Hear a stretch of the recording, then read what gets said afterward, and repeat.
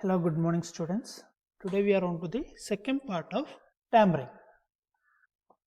In the previous class we were discussing about tampering, its introduction and types. Mainly we discussed about additions, right? നമ്മൾ അഡീഷൻസിനെ പറ്റിയിട്ടാണ് കൂടുതലും കഴിഞ്ഞ പ്രാവശ്യം discuss ചെയ്തത്. അപ്പോൾ ഇന്നത്തെ വീഡിയോയിൽ എന്ന് പറയുന്നത് നമ്മൾ ഈ അഡീഷൻ്റെ ബാക്കി part plus other types of ടാമ്പറിങ്ങും അതിൻ്റെ ഡിറ്റക്ഷനും കാര്യങ്ങളൊക്കെ പഠിക്കാം. ഓക്കെ, ഫസ്റ്റ് എന്ന് പറയുന്നത് ഡിറ്റക്ഷൻ ഓഫ് അഡീഷൻ. എന്തായിരുന്നു അഡീഷൻ എന്ന് പറയുന്നത്? അഡീഷൻ നമ്മൾ പ്രീവിയസ് ക്ലാസ്സിൽ ഡിസ്കസ് ചെയ്ത സാധനമാണ്. അഡീഷൻ ഓഫ് സ്ട്രോക്സ് ഉണ്ട്, ചിലപ്പോൾ ക്യാരക്ടേഴ്സ്, ലെറ്റേഴ്സ് അല്ലെങ്കിൽ ഡിജിറ്റ്സ് പോലുള്ള സാധനങ്ങളുണ്ട്.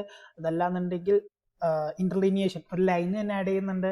ടൈപ്പ് റൈറ്റിംഗിലോ റൈറ്റിംഗ്സിലോ ഒരു ലൈൻ തന്നെ ആഡ് ചെയ്യുന്നുണ്ട്. അതും അല്ലാന്നുണ്ടെങ്കിൽ the whole page itself, അല്ലെ, ഒരു കംപ്ലീറ്റ് പേജ് തന്നെ ആഡ് ചെയ്യുന്നതിനും കൂടെ അഡീഷൻ്റെ കാറ്റഗറിയിൽ പെടുത്തിയിട്ടുണ്ട്. നമ്മൾ ഇന്ന് ഡിറ്റക്ഷൻ ഓഫ് അഡീഷൻ നോക്കാം. എന്താണ്? Examination of sequence of crossed strokes. Crossed strokes എന്ന് പറയുന്നത് order in which strokes were made when 2 or more lines intersect.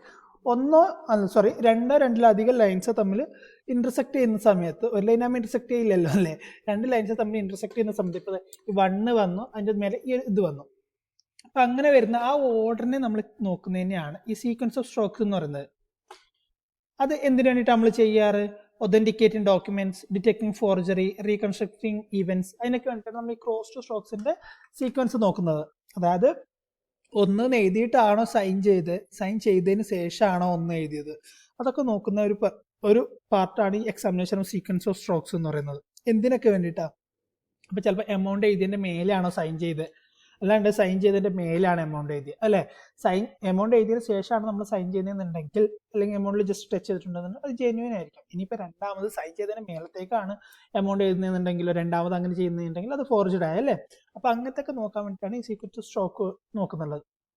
ആദ്യത്തെ ലൈനാണോ, ഇപ്പോൾ നമ്മൾ കാണുമ്പോൾ 5ന്റെ നോക്കുകയാണെങ്കിൽ 5ന്റെ മേലെ കൂടെ ആണോ സൈൻ വന്നേക്കുന്നത്, സൈനിൻ്റെ മേലെ കൂടെ ആണ് 5 വന്നേക്കുന്നത്. ഇതൊക്കെയാണ് ഈ സീക്വൻസ് ഓഫ് സ്ട്രോക്ക് എന്ന് പറയുന്നത്. അതായത് രണ്ട് ലൈൻ ഇന്റർസെക്ട് ചെയ്യുന്ന അല്ലെങ്കിൽ ക്രോസ് ചെയ്യുന്ന സമയത്ത് അതിന്റെ ഓർഡർ നോക്കുകയാണ്, ഏതാണ് ആദ്യം വന്ന് നോക്കുന്നതിനെയാണ് നമ്മൾ സീക്വൻസ് ഓഫ് സ്ട്രോക്സ് എന്ന് പറയുന്നത്. Second point, different kind of ink. രണ്ട് ഇങ്കിൽ എഴുതിയിട്ടുണ്ടെങ്കിൽ ഇപ്പോൾ ഒരേ കളറിൽ തന്നെ 2 ഇങ്ക് ഉണ്ടാവും. അപ്പോൾ പിൻ പോയിന്റ് പെൻ ഉണ്ടാവും, ലെക്സി ഉണ്ടാവും. അപ്പോൾ ആദ്യം എഴുതിയ ലെക്സി ആണോ ആദ്യം എഴുതിയ പിൻ പോയിന്റ് ആണോ നോക്കാൻ വേണ്ടിയിട്ട് അതൊക്കെ നോക്കുന്നതും ഈ അഡീഷണൽ ഡിറ്റക്ഷൻ കാണിക്കുന്നുണ്ട്. പിന്നെ relative location of the added character. ഈ പുതിയതായിട്ട് ആഡ് ചെയ്ത ക്യാരക്ടർ, അതിൻ്റെ കറക്റ്റ് ലൊക്കേഷനും കാര്യങ്ങളൊക്കെ ഏതാണ് ആദ്യം വന്നത് നമുക്ക് നോക്കാൻ വേണ്ടിയിട്ടൊക്കെ. പിന്നെ സൈസ് ഓഫ് ആഡഡ് ക്യാരക്ടർ, ഇപ്പോൾ വ്യത്യാസം ഉണ്ടാവും. ഇപ്പോൾ നമ്മൾ നോർമലി സൈൻ ചെയ്യുന്നതിന് വേണ്ടി ഈ ഡിജിറ്റ് എഴുതുന്ന സമയത്ത് തന്നെ 5000 ഇടക്കാണ് ഈ 1 ആഡ് ചെയ്തതെന്ന് വിചാരിക്കുക. അപ്പോൾ ഇതിൻ്റെയും തമ്മിലുള്ള റിലേറ്റീവ് സൈസ് കാര്യങ്ങളൊക്കെ ചെക്ക് ചെയ്യുന്നത്, അതൊക്കെ അഡീഷൻ്റെ ഡിറ്റക്ഷൻ ഹെൽപ്പ് ചെയ്യും. പിന്നെ വിഡ്ത്ത് ഓഫ് ദ സ്ട്രോക്ക് വന്നതിന്റെ വിഡ്ത്ത്, ഈ ലൈനിനകത്ത് പറഞ്ഞില്ല എക്സ്ട്രാ സ്ട്രോക്സും കാര്യങ്ങളൊക്കെ വരും എന്ന് പറഞ്ഞില്ലേ, അപ്പൊ അതിന്റെ വിഡ്ത്ത് കമ്പാരിറ്റീവ്ലി മുമ്പത്തെ ഒറിജിനൽ ഡോക്യുമെന്റിലുള്ള ലെറ്റർ വെച്ച് നോക്കുന്ന സമയത്ത് എക്സ്ട്രാ വരുന്ന ഈ കൈൻഡ് ഓഫ് സ്ട്രോക്സ് അല്ലെങ്കിൽ ഈ കൈൻഡ് ഓഫ് സ്ട്രോക്സ് ഉണ്ടല്ലോ, ഈ കൈൻഡ് ഓഫ് സ്ട്രോക്സ് ഒക്കെ ഇതിന്റെയൊക്കെ വിഡ്ത്ത് ഇതുമായിട്ട് കമ്പയർ ചെയ്യുന്ന സമയത്ത് സെയിം ആണോ അല്ലയോ എന്നൊക്കെ നോക്കുന്നത്. അടുത്തത് സ്ലാൻഡ് ഓഫ് ദ ക്യാരക്ടർ. ഈ സ്ലാൻഡ് എന്ന് പറയുന്നത് നമ്മൾ എഴുതുന്നതിന്റെ ചെരിവിനെയാണ് ഉദ്ദേശിക്കുന്നത്. അതായത് ഇപ്പൊ straight slant, right slant, left slant. നമ്മൾ ഒരു ഡോക്യുമെന്റ് നോക്കുന്ന സമയത്ത് ഇത് ലെഫ്റ്റ് സൈഡിലോട്ടേക്കാണ് ഇതിന് ചെരിവുള്ളത്, അല്ലേ? ഇതിനാണെന്നുണ്ടെങ്കിൽ റൈറ്റ് സൈഡിലോട്ടേക്കാണ്. ഇതാണെന്നുണ്ടെങ്കിൽ ചെരിവില്ലാണ്ട് സെന്ററിൽ തന്നെ നിൽക്കുകയാണ്. നമ്മളിപ്പോൾ നിങ്ങളെല്ലാവരും വേർഡ് ഫയൽ അല്ലെങ്കിൽ PPT ഒക്കെ ചെയ്യുന്നവരായിരിക്കും, അല്ലെ പവർ പോയിന്റ് ഒക്കെ യൂസ് ചെയ്യുന്നവരായിരിക്കും. അപ്പൊ അതിൽ ഇറ്റാലിക്സ് എന്ന് പറഞ്ഞിട്ടൊരു ഫോണ്ട് ഇല്ലേ റൈറ്റ് സൈഡിലോട്ടേക്ക്. നമ്മളിപ്പം ഈ ബയോളജിക്കൽ നെയിംസ് ഒക്കെ ബയോളജിക്കൽ നോമൻക്ലേച്ചർ ഒക്കെ ചെയ്യുന്ന സമയത്ത് ഇറ്റാലിക്സിൽ എഴുതാന്നൊക്കെ പറയാറുണ്ട്, സ്പീഷീസ് നെയിമും ജീനസ് നെയിം ഒക്കെ. അപ്പോൾ ആ റൈറ്റ് സൈഡിലോട്ടേക്കുള്ള സ്ലാൻഡ് ആണ് നമ്മൾ ഈ ഇറ്റാലിക്സ് വരുന്നത്. അപ്പോൾ സ്ലാൻഡ് റൈറ്റ് സൈഡിലോട്ടേക്കാണോ, ഇൻ കേസ് ലെഫ്റ്റ് സൈഡിലോട്ടേക്കാണോ, അതോ നേരെ രണ്ട് സൈഡിലോട്ട് ചെരിവില്ലാണ്ട് നേരെ നിൽക്കുകയാണോ എന്നൊക്കെ നോക്കുന്നത് ഈ അഡീഷൻ്റെ ഹെൽപ്പ് ചെയ്യും, ഡിറ്റക്ഷൻ ഹെൽപ്പ് ചെയ്യും. പിന്നെ ഇൻഡന്റേഷൻ മാർക്ക് ഉണ്ട്, പേപ്പറിൽ ഉണ്ടാകുന്ന ഇൻഡന്റേഷൻ മാർക്ക്. ഇതുപോലുള്ള ഇൻഡന്റേഷൻ മാർക്സ് ഉണ്ടല്ലോ, അതായത് നമ്മളൊരു പേപ്പറിൽ എഴുതുന്ന സമയത്ത് താഴത്തെ പേപ്പറിലേക്ക് അതിന്റെ ഇത് വരും, ഇംപ്രഷൻ വരും. അതിനാണ് നമ്മൾ ഈ ഇൻഡന്റേഷൻ മാർക്ക് എന്ന് പറയുന്നത്. ഇപ്പൊ ഇതിന്റെ തൊട്ട് ഈ ഒരു പിക്ചർ നമ്മൾ നോക്കുകയാണെങ്കിൽ ഇതിന്റെ തൊട്ട് മേലെ നമ്മളൊരു പേപ്പർ വെച്ചിട്ടുണ്ട്. ഫോർ എക്സാമ്പിൾ ഈ ഒരു പേപ്പർ തിരിച്ചു വെച്ചാന്ന് വിചാരിച്ചു. അപ്പോൾ നമ്മൾ എഴുതുന്ന സമയത്തിൽ അതിലൊരു നെഗറ്റീവ് സാധനം താഴത്തെ പേപ്പറിൽ പതിയും, ഒരു ഇംപ്രഷൻ എന്നുള്ളൊരു രീതിക്ക് പതിയും. അതിനെയാണ് ഇൻഡന്റേഷൻ മാർക്ക് എന്ന് പറയുന്നത്. അത് ചെക്ക് ചെയ്യുന്നതും അഡീഷന്റെ ഡിറ്റക്ഷന് ഹെൽപ്പ് ചെയ്യും. പിന്നെ examination security markings like water marks, wire marks. ഇങ്ങനെ നമ്മൾ പാസ്പോർട്ടിലും അല്ലാന്നുണ്ടെങ്കിൽ സ്റ്റാമ്പ് പേപ്പറിലൊക്കെ, പണ്ടത്തെ സ്റ്റാമ്പ് പേപ്പറിലൊക്കെ കണ്ടിട്ടില്ലേടാ, അതിന് ഈ ഒരു പെർട്ടിക്കുലർ സാധനത്തിനെയാണ് നമ്മൾ വാട്ടർമാർക്ക് എന്ന് പറയുന്നത്. ഈ കൈൻഡ് ഓഫ് വാട്ടർമാർക്ക് എന്ന് പറയുന്നത് ഏതൊരു വിസിബിൾ ആയിരിക്കാം, അല്ലാന്നുണ്ടെങ്കിൽ ഇൻവിസിബിൾ ആയിരിക്കും. ഒരു ട്രാൻസ്ലൂസൻ ഡിസൈൻ ആയിരിക്കും, പിന്നെ ഒരു പാറ്റേൺ എംബഡഡ് ആയിരിക്കും, ഈ പേപ്പറിലേക്ക് എംബഡഡ് ആയിട്ടുള്ള പാറ്റേൺസ് ആയിരിക്കും. പിന്നെ ഡിജിറ്റൽ ഡോക്യുമെന്റ്സിലും അല്ലാത്ത ഡോക്യുമെന്റ്സിലും എല്ലാത്തിലും ഇത് കാണാറുണ്ട് കേട്ടോ. ഇതൊരു സെക്യൂരിറ്റി ഫീച്ചറാണ്. പേപ്പറിന്റെ ഒതന്റിസിറ്റിയും കാര്യങ്ങളൊക്കെ നോക്കാൻ വേണ്ടിയിട്ട് ഒരു സെക്യൂരിറ്റി ഫീച്ചറാണ്. നമ്മൾ നമ്മുടെ നോർമൽ കറൻസിയിൽ ഗാന്ധിജി കാണുന്നില്ലേ, അതുപോലെ വാട്ടർമാർക്ക് കേട്ടോ. നമ്മളിപ്പോൾ ഡിജിറ്റൽ ഡോക്യുമെന്റിൽ വരുന്നതിനാണെന്നുണ്ടെങ്കിൽ, അല്ലെങ്കിൽ നമ്മളെ വീഡിയോസിൽ ഓഡിയോസിലൊക്കെ വരുന്നതിനാണെന്നുണ്ടെങ്കിൽ നമ്മൾ ഡിജിറ്റൽ വാട്ടർമാർക്സ് പറയും. പേപ്പറിൽ നമ്മൾ നോർമൽ വാട്ടർമാർക്സ് വയർ മാർക്സ് എന്ന് പറയും. പിന്നെ physical matching of the paper. 2 പേപ്പറിൽ, ഒരെണ്ണം A4 ഷീറ്റും ഒരെണ്ണം A3, ഒരേ ബ്രാൻഡിന്റെ അല്ലെങ്കിൽ 2 ബ്രാൻഡിന്റെ A4 ഷീറ്റ് പേപ്പറാന്ന് നോക്കുക. അങ്ങനെയാണ് നോക്കുന്നത്. അതിന്റെ ഫിസിക്കൽ മാച്ചിങ് ചെയ്യുന്ന സമയത്ത് നമുക്കത് മനസ്സിലാവും ഈ പേപ്പർ സെയിം ആണോ, ഈ പേജ് അഡീഷൻ ചെയ്തതാണോ, അതോ വേറെ പേപ്പർ രണ്ടാമത് ആഡ് ചെയ്തതാണോ ഒക്കെ നമുക്ക് ആ ഒരു ഫിസിക്കൽ മാച്ചിങ്ങിൽ മനസ്സിലാക്കാൻ പറ്റും. പിന്നെ അതല്ല, അതിന്റെ കീറി, ഇപ്പോൾ ഇതിന്റെ ഒരു സൈഡ് കീറി പോയിട്ടുണ്ടെങ്കിൽ ഈ പീസും തമ്മിൽ മാച്ച് ചെയ്യുന്നതിനും കൂടെ ഫിസിക്കൽ മാച്ചിങ് എന്ന് പറയാറുണ്ട് കേട്ടോ. അടുത്തത് ഡിറ്റക്ഷൻ ഓഫ് ഇന്റൻഡഡ് ഇംപ്രഷൻസ്.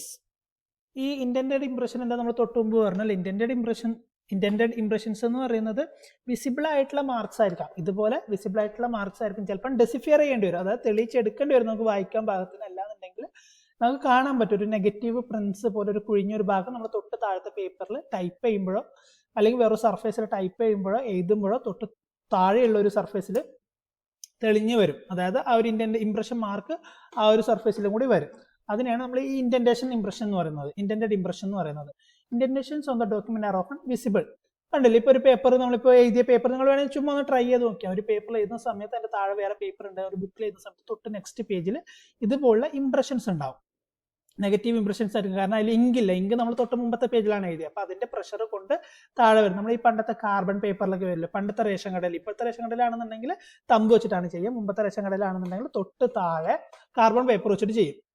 എന്തിനാ, മേലത്തെ പേപ്പറിൽ എഴുതുന്ന സമയത്ത് സെയിം ക്യാരക്ടറും കോപ്പി സാധനങ്ങൾക്ക് താഴെ കോപ്പി ചെയ്ത് ആ കാർബൺ പേപ്പറിൽ വന്നിട്ട്, കാർബൺ പേപ്പറാണ് നമുക്ക് അതിന്റെ താഴെയുള്ള നെക്സ്റ്റ് ബില്ലിൽ നമ്മൾ റൈറ്റിങ്സും കാര്യങ്ങളൊക്കെ വരുന്നത്, ഒരു പ്രൂഫായിട്ട് വെക്കണ പോലെ. Indentation can be deciphered by the use of oblique light. Oblique light എന്താടാ?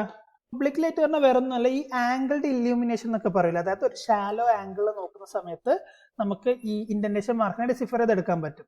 കറക്റ്റായിട്ട് കാണുന്നുണ്ടെങ്കിൽ നമ്മളിപ്പോൾ പണ്ടൊക്കെ ചെയ്യൂലേ, എന്തായിരുന്നു, ചുമ്മാ ഒരു പേപ്പറിൽ എഴുതിയിട്ട് അതിന്റെ താഴെ പെൻസിൽ കൊണ്ട് ഇങ്ങനെ ഷെയ്ഡ് ചെയ്ത് വെക്കും. അപ്പോൾ ഷെയ്ഡ് ചെയ്യുന്ന സമയത്ത് നമ്മൾ മേലത്തെ ഭാഗമാണ് ഷെയ്ഡ് ചെയ്യുക. അപ്പോൾ താഴെയുള്ള ഇംപ്രഷനിലോട്ടേക്ക് നമ്മൾ ഷെയ്ഡിങ് പോകില്ല. അപ്പം അത് തെളിഞ്ഞു വരും. കാരണം ബാക്കി നമ്മൾ ഷെയ്ഡ് ചെയ്ത ഭാഗം ബ്ലാക്ക് കളറും ഈ ഷെയ്ഡ് ചെയ്യുന്ന സമയത്ത് പെൻസിൽ ടച്ച് ചെയ്യാത്ത ഭാഗം വൈറ്റ് ആയിട്ട് ആ പേപ്പറിന്റെ കളറായിട്ട് ഇരിക്കും. അപ്പോൾ ഒരു ഷാലോ ആംഗിളിൽ ലൈറ്റ് സെറ്റ് ചെയ്ത് നമ്മൾ നോക്കുകയാണെന്നുണ്ടെങ്കിൽ ഈ ഇന്റൻഡേഷൻ മാർക്ക് നമുക്ക് ഡിസിഫർ ചെയ്തെടുക്കാൻ പറ്റും. Shallow angle produces shadows in the depression and makes dum visible. ഈ ഷാലോ ആംഗിളിൽ ചെയ്യുന്ന സമയത്ത് അതിന്റെ ഷാഡോ, അതായത് ഇപ്പോൾ ഈ ഒരു സൈഡിൽ നിന്നാണ് നമ്മൾ ലൈറ്റ് എടുക്കുന്നുണ്ടെങ്കിൽ അതിന്റെ ഷാഡോ ഈ താഴെയുള്ള കുഴികളിൽ ഈ ഇംപ്രഷൻസിൽ പ്രൊഡ്യൂസ് ചെയ്യും. ഷാഡോസ് പ്രൊഡ്യൂസ് ചെയ്യുന്ന സമയത്ത് നമുക്ക് അതിനെ വായിച്ചെടുക്കാൻ പറ്റും, അതിനെ വിസിബിൾ ആക്കി എടുക്കാൻ പറ്റും. Indentation can be developed using electrostatic detection apparatus. നമ്മൾ ഈ ഇൻഡന്റേഷൻ ഡിസിഫർ ചെയ്തെടുക്കുന്നത് മെയിനായിട്ട് യൂസ് ചെയ്യുന്ന ഒരു മെഷീനാണ് ഈ ഇലക്ട്രോസ്റ്റാറ്റിക് ഡിറ്റക്ഷൻ അപ്പാരറ്റസ് എന്ന് പറയുന്നത്, എസ്ഡ എന്നൊക്കെ പറഞ്ഞിട്ട്. ഇൻ കേസ് നിങ്ങൾ ഡോക്യുമെന്റ് ഡിവിഷനിൽ എക്സാം ക്വാളിഫൈ ചെയ്തിട്ട് ഇരിക്കുകയാണെന്നുണ്ടെങ്കിൽ നിങ്ങൾ ഇന്റർവ്യൂവിനൊക്കെ പോകുന്ന സമയത്ത് ഒരു ക്വസ്റ്റ്യൻ ചോദിക്കാവുന്നതാണ്, വാട്ട് ഈസ് എസ്ഡ, അല്ലെങ്കിൽ എസ്ഡയുടെ പർപ്പസ് എന്താ. അവർ ഫുൾ ഫോം ആയിട്ട് ചോദിക്കില്ല. ഇലക്ട്രോസ്റ്റാറ്റിക് ഡിറ്റക്ഷൻ അപ്പാരറ്റസ് നിങ്ങൾ അബ്രീവേഷൻ നിങ്ങൾ ഇലാബറേറ്റ് ചെയ്ത് കൊടുക്കേണ്ടതാണ്. അപ്പോൾ അവർ എസ്ഡ എന്ന് ചോദിക്കും, എന്താണ് എസ്ഡ എന്ന് ചോദിക്കും. ഇതാണ് എസ്ഡ എന്ന് പറഞ്ഞിട്ടുള്ള ഒരു മെഷീൻ. അതായത് ഇന്റൻഡഡ് റൈറ്റിംഗ്സ് ഡിസിഫർ ചെയ്തെടുക്കാൻ വേണ്ടിയിട്ട് ടോണറും കാര്യങ്ങളൊക്കെ യൂസ് ചെയ്തിട്ട് ചെയ്യുന്ന ഒരു മെഷീനാണ് ഈ എസ്ഡ എന്ന് പറയുന്നത്. ഇത്രയും പാർട്സ് ഉണ്ട്. ടോണർ ട്രേ ഉണ്ട്, വാക്യൂം ക്രിയേഷൻ ഉണ്ട്, എയറോസോൾ ഡെവലപ്മെന്റ് ഹുഡ് ഉണ്ട്, റീൽ ഹോൾഡർ ഉണ്ട്. അങ്ങനെ ഒരുപാട് പാർട്സ് ഈ ഒരു ഇൻസ്ട്രുമെന്റിനുണ്ട്. എനിക്ക് തോന്നുന്നു വേറൊരു സാറ് ഈ എസ്ഡനെ പറ്റിയിട്ട് ക്ലിയർ ആയിട്ട് പറഞ്ഞിട്ടുണ്ട്, നിങ്ങൾക്ക് വേറൊരു ക്ലാസ്സിൽ എടുത്ത് തന്നിട്ടുണ്ടെന്ന് തോന്നുന്നു. ഓക്കെ, എസ്ഡ ആയല്ലോ. അടുത്തതെന്ന് പറയുന്നത് ഡിലീഷൻ എന്താ, ടാമ്പറിങ്ങിന്റെ വേറൊരു ക്ലാസിഫിക്കേഷൻ അല്ലെങ്കിൽ വേറൊരു ടൈപ്പിനെയാണ് നമ്മൾ ഡിലീഷൻ എന്ന് പറയുന്നത്. ഇന്നത്തെ ഒരു ഡേ ടു ഡേ ലൈഫിൽ നിങ്ങൾ ഡിലീഷൻ അല്ലെങ്കിൽ ഡിലീറ്റഡ് എന്നുള്ളൊരു ടേം കേൾക്കാതെ ഒരാളായിരിക്കില്ല. അപ്പോൾ ഡിലീറ്റഡ് എന്ന് പറഞ്ഞു കഴിഞ്ഞാൽ എന്താ, ഇപ്പോൾ നമ്മൾ ഫോണിലൊക്കെ ഡിലീറ്റ് ചെയ്തു എന്ന് പറയുന്നത് എന്താ, ആ ഒരു ഫയൽ നമ്മൾ റിമൂവ് ചെയ്തു അല്ലെങ്കിൽ ഇല്ലാണ്ടാക്കി കളഞ്ഞു, റീസൈക്കിൾ ബിന്നിലോട്ടേക്ക് ഇട്ടു അല്ലെങ്കിൽ മൊത്തത്തിൽ ഒഴിവാക്കി. അതിനാണ് നമ്മൾ ഡിലീറ്റ് എന്ന് പറയുന്നത്. ഇവിടെ ഡോക്യുമെന്റ്സിന്റെ കേസിൽ ഡിലീഷൻ എന്ന് പറയുന്നത് this is an act of removing the writings from the writing surface. Writing surface paper ആവാം, വേറെ എന്തെങ്കിലും ഫയലായിരിക്കാം, കാർഡ്ബോർഡ് ആയിരിക്കാം, വേറെ എന്തെങ്കിലും സർഫേസ് ആയിരിക്കാം. അങ്ങനത്തെ ഒരു സർഫേസിന് റൈറ്റിങ്സ്, അതായത് റൈറ്റിംഗ് സർഫേസിന് റൈറ്റിങ്സ് റിമൂവ് ചെയ്യുന്ന ഒരു പ്രോസസ്സിനെയാണ് നമ്മൾ ഡിലീഷൻ എന്ന് പറയുന്നത്. This can be either done by using erasers or obliteration. Erasing എന്താ, നമ്മളെ പണ്ടത്തെ ഡബ്ബർ എന്ന് പറയുന്ന സാധനം, അതായത് റബ്ബർ. ഇറേസറിനെയാണ് നമ്മൾ പിന്നെ ഇറേസിങ്ങിന് വേണ്ടിയിട്ട് യൂസ് ചെയ്യുക. പെൻസിലൊക്കെ ആണെന്നുണ്ടെങ്കിൽ എല്ലാവരുടെ ഇറേസർ കൊണ്ട് യൂസ് ചെയ്യുള്ളൂ. അല്ല, പെന്നിന്റെ ഇറേസർ ഉണ്ട്, പക്ഷെ എന്നാലും പെർഫെക്റ്റ് ആയിട്ട് ക്ലിയർ ചെയ്യില്ല. അല്ലാന്നുണ്ടെങ്കിൽ ഒബ്ലിട്രേഷൻ എന്താ, മാസ്ക് ചെയ്ത് വെക്കുക, അതിനെ കവർ ചെയ്ത് വെക്കുക. ഇപ്പോൾ വൈറ്റ്നറൊക്കെ ഉപയോഗിച്ചിട്ടോ അല്ലെങ്കിൽ വേറെ എന്തെങ്കിലും ഇങ്ക് വെച്ചിട്ടോ സ്കെച്ച് പേന വെച്ചിട്ടോ മാർക്കർ വെച്ചിട്ടോ അതിനെ കവർ ചെയ്ത് വെക്കുക. അതിനെയാണ് ഒബ്ലിട്രേഷൻ എന്ന് പറയുന്നത്. അപ്പോൾ this can be either done by using erasers or obliteration. ഒന്നുകിൽ കവർ ചെയ്യുക, അല്ലാന്നുണ്ടെങ്കിൽ വേറെ എന്തെങ്കിലും സാധനം വെച്ചിട്ട് അതിനെ റിമൂവ് ചെയ്ത് കളയുക, ഇറേസ് ചെയ്ത് കളയുക. അവിടെയൊക്കെ കണ്ടില്ലേ, ഈ എഴുതിയ സാധനം അവർ റിമൂവ് ചെയ്യാൻ നോക്കിയേക്കുന്നു, ഇറേസർ വെച്ചിട്ട് റിമൂവ് ചെയ്യാൻ. അത് നമുക്ക് IR ലൈറ്റ് നോക്കുന്ന സമയത്ത് കൃത്യമായിട്ട് എന്താണ് ഇറേസർ എന്നുള്ളത് മനസ്സിലാക്കാൻ പറ്റും. Erasers can be of 2 types. എന്തൊക്കെയാ, മെക്കാനിക്കൽ ആവാം, അല്ലാതെ കെമിക്കൽ ആവാം. ആ പേരിൽ തന്നെ ഉണ്ടല്ലോ എന്താണെന്നുള്ളത്. മെക്കാനിക്കൽ എന്ന് പറയുന്നത് by rubbing on abrasive material over the writing. ഒരു അബ്രസീവ് ആയിട്ടുള്ള മായ്ക്കാൻ പറ്റിയ ഒരു സാധനം കൊണ്ട്, ഇപ്പൊ റബ്ബർ ഒരു മെക്കാനിക്കൽ ഇറേസിംഗ് മെത്തേഡാണ്. അതുപോലെ എന്തെങ്കിലും സാധനം വെച്ചിട്ട് റൈറ്റിങ്ങിന്റെ മേലെ ചെയ്തിട്ട് അതിനെ ഇല്ലാണ്ടാക്കുക. റബ്ബർ മാത്രമല്ല കേട്ടോ, മെക്കാനിക്കൽ ബ്ലേഡ് വെച്ച് ചിരണ്ടി കളയുന്നതും മെക്കാനിക്കൽ ഇറേസിംഗ് തന്നെയാണ്. കാരണം മെക്കാനിക്കൽ നമ്മൾ ഫിസിക്കലി ചെയ്യുന്നതാണ്, കെമിക്കൽസ് യൂസ് ചെയ്യാണ്ട് ചെയ്യുന്നതാണ് നമ്മൾ മെക്കാനിക്കലി ചെയ്യാന്ന് പറയാം. അവിടെ എന്താ, റബ്ബർ കൊണ്ടും ട്രൈ ചെയ്തും തോന്നുന്നു, വേറെ എന്തോ വെച്ചിട്ടും ട്രൈ ചെയ്തും തോന്നുന്നു. അപ്പോൾ ഇങ്ങനെ ചെയ്യുന്നതിനെയാണ് നമ്മൾ മെക്കാനിക്കൽ എന്ന് പറയാം. By rubbing and abrasive material over the റൈറ്റിങ്ങിന്റെ മേലെ ഒരു അബ്രസീവ് മെറ്റീരിയൽ വെച്ചിട്ട് മായ്ച്ച കളയാ, ഇല്ലാണ്ടാക്കി കളയാ. രണ്ടാമത്തെ പറഞ്ഞാണ് കെമിക്കൽ ഇറേസർ. എന്താണ് കെമിക്കൽ ഇറേസർ? കെമിക്കൽസ് യൂസ് ചെയ്തിട്ടുള്ള ഇറേസർ. ആ പേരിൽ തന്നെ ഉണ്ട് അല്ലേ. Chemical is use to alter the dyes in the ink so that they are no longer visible. Chemicals use ചെയ്തിട്ട് ആ ഒരു ഇങ്കിന്റെ മേലെ ചെയ്യുന്ന സമയത്ത്, അല്ലെങ്കിൽ ആ റൈറ്റിംഗ്സിന്റെ മേലെ ചെയ്യുന്ന സമയത്ത് ആ ഇങ്ക് പിന്നീട് വിസിബിൾ ആവാത്ത രീതിക്ക് ആക്കിയെടുക്കുക. ഏതാ, നമ്മളെ ഡൈസിനെയാണ്, ഇങ്കിലെ ഡൈസിനെയാണ് അത് ആൾട്ടർ ചെയ്യുന്നുള്ളത്.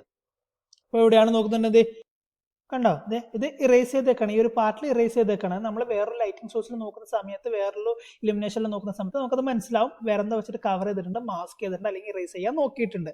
ചിലപ്പോൾ വൈറ്റ്നർ ആയിരിക്കാം, അതായത് പിന്നീട് വൈറ്റ്നർ കെമിക്കൽസിന്റെ കാറ്റഗറിയിൽ വരുന്നതാണ്. അപ്പൊ അങ്ങനത്തെ ഒരു സാധനം വെച്ചിട്ട് ഈ 21,000 അടുത്തുള്ള ഒരു സീറോനെ കൂടി ക്യാൻസൽ ചെയ്തേക്കുന്നത്. എല്ലാറ്റിലും ഉണ്ട്. എവിടേക്കാണ് കവർ ചെയ്തതെന്നുള്ളത് നമ്മൾ വേറൊരു ലൈറ്റ് സോഴ്സ് വെച്ച് നോക്കുന്ന സമയത്ത് IR UV ഏതെങ്കിലും ആയിക്കോട്ടെ, അല്ലെങ്കിൽ സ്പോട്ട് ഫ്ലൂറസെൻസ് അങ്ങനെ നോക്കുന്ന സമയത്ത് അത് മനസ്സിലാവും. അടുത്തതെന്ന് പറയുന്നത് causes of erasers. Causes of erasers കൊണ്ട് ഉദ്ദേശിക്കുന്നത് മായ്ക്കലുടെ കാരണം, അല്ലെങ്കിൽ മായ്ക്കാനുണ്ടായ കാരണങ്ങൾ. ഫസ്റ്റ് വൺ എന്ന് പറഞ്ഞാൽ carelessness while executing the document. Document ഉണ്ടാക്കുന്ന സമയത്ത് ഇപ്പം ഞാൻ പറഞ്ഞ പോലെ എക്സാമിൻ പേപ്പർ ഒരു ഡോക്യുമെന്റ് ആയിട്ട് കൺസിഡർ ചെയ്യുക. ആ ചെയ്യുന്ന സമയത്ത് നമുക്ക് എന്തെങ്കിലും തെറ്റിപ്പോയി, അപ്പോൾ നമുക്ക് മായ്ച്ചു കളയണ്ടേ, അല്ലെങ്കിൽ ഒരു ഡയഗ്രാം വരയ്ക്കുന്ന സമയത്ത് ട്രയാങ്കിൾ വരയ്ക്കുന്നിടത്ത് നമ്മൾ സ്ക്വയർ വരച്ചു, അപ്പോൾ അത് മായ്ക്കണ്ടേ, അപ്പോൾ അത് നമ്മൾ കെയർലെസ്നെസ് കൊണ്ടുണ്ടായതാണ്. അപ്പോൾ carelessness while executing the document execute ചെയ്യുന്ന സമയത്ത് അശ്രദ്ധയാണ് അല്ലേ. അടുത്തെന്ന് പറയുന്നത് ഇഗ്നോറൻസ് എന്താ, അറിവില്ലായ്മയാണ് മെയിനായിട്ട്. അപ്പൊ നമ്മൾ ഇതിനെ പറ്റി ആ ഒരു ഉണ്ടാക്കുന്ന ഡോക്യുമെന്റ്സ് ഉണ്ടാക്കുന്ന സമയത്തുള്ള ഒരു അറിവില്ലായ്മ കാരണം, അല്ലാതെ ഇൻഎഫിഷ്യൻസി, കാര്യക്ഷമത ഇല്ലായ്മ, ആ ഒരു ഡോക്യുമെന്റ്സ് ഇങ്ങനെയാണ് ഉണ്ടാക്കേണ്ടത്, അതിനെപ്പറ്റി നമുക്ക് വലിയൊരു നോളജ് ഇല്ല, അങ്ങനെയൊക്കെ ഉണ്ടാകുന്നത് തെറ്റ് കാര്യങ്ങളൊക്കെ പറ്റും അല്ലേ. റൈറ്റിംഗ്സിലോ ടൈപ്പിങ്ങിലൊക്കെ തെറ്റ് കാര്യങ്ങളൊക്കെ പറ്റും. അത് നമുക്ക് പിന്നീട് തിരുത്തണം എന്നുണ്ടെങ്കിൽ ഈ ഇറേസിംഗ് പ്രോസസ്സിലേക്കാണ് നമ്മൾ തിങ്ക് ചെയ്യുക. അടുത്തത് ഫ്രോഡ്ലൈൻ ചേഞ്ചസ്, മനഃപൂർവ്വം ഉണ്ടാക്കുന്ന ഡോക്യുമെന്റിൽ ഉണ്ടാകുന്ന ചേഞ്ചസ് അല്ലെ. ഫ്രോഡ്ലൈൻ പർപ്പസിന് വേണ്ടിയിട്ട് ഫോർജറിന്റെ നീഡ്സിനനുസരിച്ചിട്ട് ഉണ്ടാക്കുന്ന ചേഞ്ചസ്. അതായത് എനിക്ക് ഇങ്ങനെ വേണം, 4,000 വേണ്ടടുത്ത് എനിക്ക് 40,000 വേണം, 4,000 എന്ത് ചെയ്തു 40,000 ആക്കി. അപ്പൊ അത് ഫ്രോഡ്ലെസ് ഇന്റൻഷണൽ ചേഞ്ചസ് ആണ്. ഡോക്യുമെന്റ്സിൽ ആൾ ഉണ്ടാക്കുന്ന മനഃപൂർവ്വം ഉണ്ടാക്കി എടുക്കുന്ന ചേഞ്ചസ് ആണ്. പിന്നെ easy availability of chemical agents നമുക്ക് എന്തായാലും കിട്ടും. അപ്പൊ കിട്ടുന്നുണ്ട്, നമുക്ക് എന്തായാലും ചെയ്തേക്കാം അല്ലെ, ഇങ്ങനെ ഒരു തെറ്റ് പറ്റിയിട്ട് അപ്പൊ എന്തായാലും ചെയ്തേക്കാം എന്നുള്ള ഒരു മൈൻഡ് സെറ്റോട് കൂടി ചെയ്യുന്നത്. അപ്പൊ ഇതൊക്കെയാണ് ഈ ഇറേസേഴ്സിന്റെ കോസിങ്സ് എന്ന് പറയുന്നത്, അതായത് കോസസ് എന്ന് പറയുന്നത് കാരണങ്ങൾ എന്ന് പറയുന്നത്. ഇവിടെയാണ് ഈ $841 ഉണ്ട് അല്ലെ. അപ്പൊ ആ 841 ഈ 8നെ മായ്ച്ചിട്ട് 3 ആക്കിയേക്കുന്നു. അതായത് ഇതിനെ ഇറേസ് ചെയ്തു, ഈ ഒരു 3 എന്നുള്ള ഭാഗത്തിന് ഇറേസ് ചെയ്തിട്ട് എന്താ പറയാ $341 ആക്കിയേക്കുന്നു അല്ലെ. ഇങ്ങനെയാണ് ഈ ഇറേസിങ്ങും അതിന്റെ കാര്യങ്ങളും കാരണങ്ങളൊക്കെ. ഇനി നെക്സ്റ്റ് ക്ലാസ്സിൽ നമുക്ക് ഇതിന്റെ കണ്ടിന്യൂഷൻ ആയിട്ട് മെക്കാനിക്കൽ ഇറേസറിന്റെയും കെമിക്കൽ ഇറേസിങ്ങിന്റെയും ഡിറ്റക്ഷൻ പഠിക്കാനുണ്ട്. പ്ലസ് അതിന്റെ കൂടെ തന്നെ പഠിക്കാനുള്ളതാണ് ഈ ഒബ്ലിട്രേഷൻ, പേജ് സബ്സ്റ്റിറ്റ്യൂഷൻ, ഓവർ റൈറ്റിംഗ് ഒക്കെ. അപ്പോൾ മെക്കാനിക്കൽ ഇറേസറിനെ പറ്റിയിട്ടും കെമിക്കൽ ഇറേസറിനെ പറ്റിയിട്ട് നമ്മൾ പഠിച്ചു, എന്താ ക്ലാസിഫിക്കേഷനും കാര്യങ്ങളൊക്കെ പഠിച്ചു. പക്ഷെ അതിന്റെ ഡിറ്റക്ഷനെ പറ്റിയിട്ട് ഡീറ്റെയിൽ ആയിട്ട് പഠിച്ചിട്ടില്ല അല്ലെ. അപ്പോൾ ഈ രണ്ട് മെക്കാനിക്കൽ ഇറേസറിനെ കെമിക്കൽ ഇറേസറിങ്ങിന്റെയും ഡിറ്റക്ഷനും അതെങ്ങനെ കണ്ടുപിടിക്കുക, പിന്നെ ഏതൊക്കെ ഡോക്യുമെന്റ്സിലാണ് വരിക, അതൊക്കെ നമുക്ക് നെക്സ്റ്റ് ക്ലാസ്സിൽ പഠിക്കാം കേട്ടോ. അപ്പോൾ thank you guys, have A nice day.